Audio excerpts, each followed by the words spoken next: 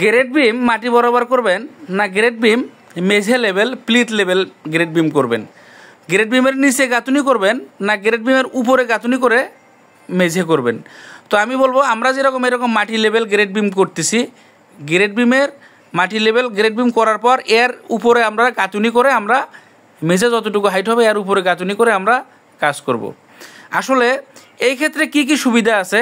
এই ক্ষেত্রে সুবিধা দেখেন, আমার এই বিল্ডিংয়ের পাশে কেউ যদি বিল্ডিং করে গ্রেড বিমের নিচে যদি আমার গাঁথুনি থাকে তাহলে কিন্তু ওই গাঁথুনি একটু হলেও ক্র্যাক করার সম্ভাবনা থাকে।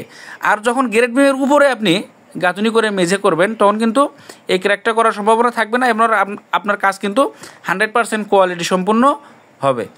তো আসলে আরেকটা বিষয় আমি বলি, অনেকে কী করে চারো সাইডের গ্রেড বিম এক লেভেল করে, মাঝারি গ্রেড বিমগুলো এই বিমের উপরে করে। তো আসলে এই কাজটা সম্পূর্ণই ভুল।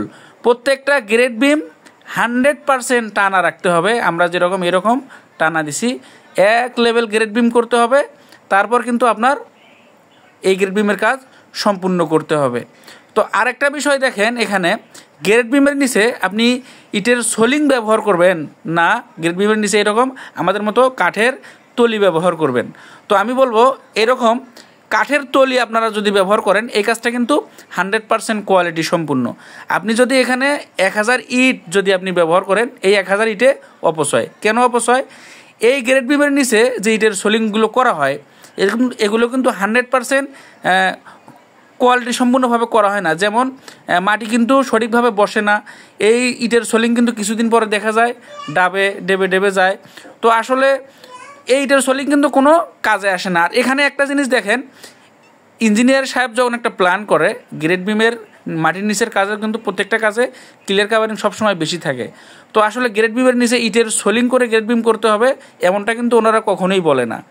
তো এখানে দেখেন আমরা গ্রেড বিম যে করছি এবং গ্রেড বিমের কাজ যে করছি, প্রত্যেকটা কাজ কিন্তু আমরা মহাজন যেভাবে সেভ হবে আমরা কিন্তু ঠিক সেইভাবে প্রত্যেকটা কাজ করার চেষ্টা করছি। আর এবং প্রত্যেকটা কাজ কিন্তু আমাদের প্ল্যান অনুযায়ী কিন্তু প্রত্যেকটা কাজ আছে।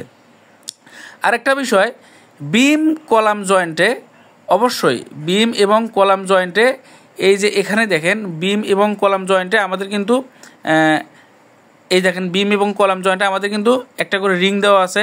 প্রত্যেকটা বিমের রড কলামের রডের সমান লেভেলে আছে, এবং প্রত্যেকটা টপ রডে কিন্তু আড়াআড়ি ভাঁজ দেওয়া আছে। এবং এখানে দেখেন বিম এবং কলাম যে রড আছে এক লেভেল রড আছে। বিম ফালানোর পরে আমাদের ক্লিয়ার কাভারিং যতটুকু আছে অতটুকুই কিন্তু ক্লিয়ার কাভারিং থাকবে। তো আসলে এই কাজগুলো যদি আমরা গুরুত্ব সহকারে করি তাহলে কিন্তু আমাদের কাজগুলো 100% কোয়ালিটি সম্পূর্ণ হবে।